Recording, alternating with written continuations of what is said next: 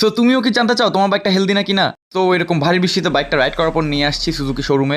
Service সেন্টারে 2 ঘন্টা অপেক্ষা করার পর খিদা লেগে গিয়েছিল।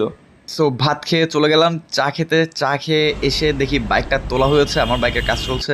তো এখন বাইকের কাজ চলছে, আমাকে বলা হলো যে এটা চেঞ্জ করতে হবে। তো চেঞ্জ করার জন্য চলে গেলাম দোকানে, গিয়ে সেম টু সেম মডেলটা নিয়ে আসলাম। কাগুলো দেখছেন? হ্যাঁ হ্যাঁ, এই ঠিক বড় থাকবে। এতটুকু থাকলে ভালো। আমি এতটুকু থাকলে ভালো না? এর থেকে যদি কম আসে এখানে আছে, হ্যাঁ। তাহলে বুঝুন যে মোবিল খাচ্ছে। আর এখান থেকে কালো ধোঁয়া মারবে, এখানে কালো মোবিল থাকবে। কারণ কি আমার কালো আছে? সার্ভিসিং মানে টাকা টাকা টাকা। তো 3,500 টাকা শপিং করলাম engine oil, gear oil and air ফিল্টারটা কেনার পর। অ্যান্ড সার্ভিসিং 400, প্রায় 3,500 টাকার মতো আসছিল। গিয়ার অয়েলটা 5,000 কিলোমিটার পর পর চেঞ্জ করে ফেলি। সো আমাকে বলা হয়েছে যে এয়ার ফিল্টারটা চেঞ্জ করতে হবে না, বিকজ আরও কিছুদিন চলবে।